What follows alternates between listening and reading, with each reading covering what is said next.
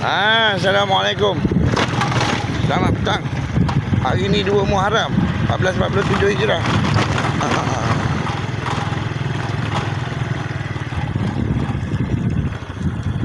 Kita nak nampak satu pusingan. Hari ni 18. Tak ada lembut di situ.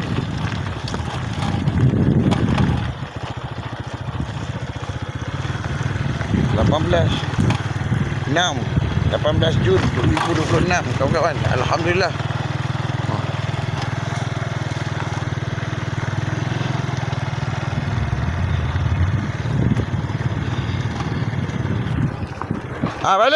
Balik. Skuadron.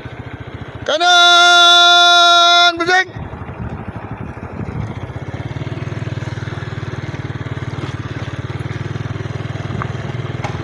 Ini untuk regimen atas angin punya.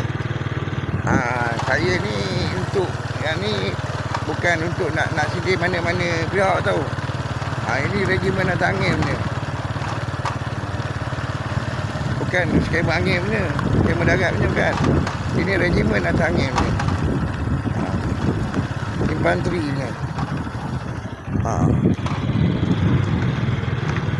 Ipan ada teri punya. Kan?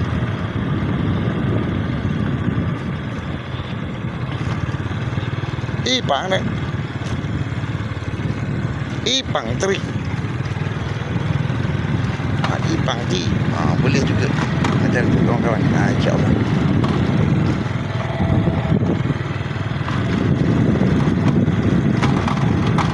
Division.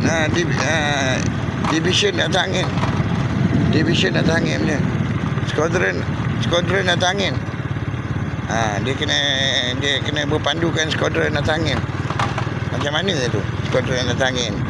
Perbincangan dia tu atas angin, skuadron atas angin. Halo itu anjir. Kawan sudah berhubung. Alhamdulillah. Dah sebut hari ni. Ambil dah stok. Stok untuk tahun depan pula. Tahun baru ni kita dah sebut dah kan. Untuk tahun depan pula.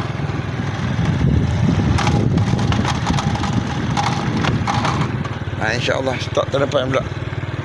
Okey.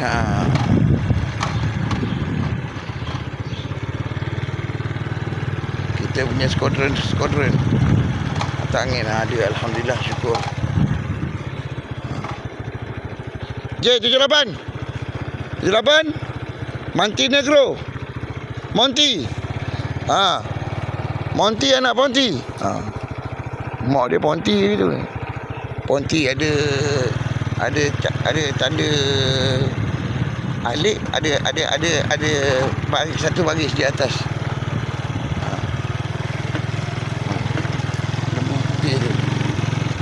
Mak dia kelabu. Kelabu, punggung dia hitam. Yang bapa dia hitam. Ada hitam, ada putih. Macam lembu susu. Pakai breed lembu susu lah. Alhamdulillah.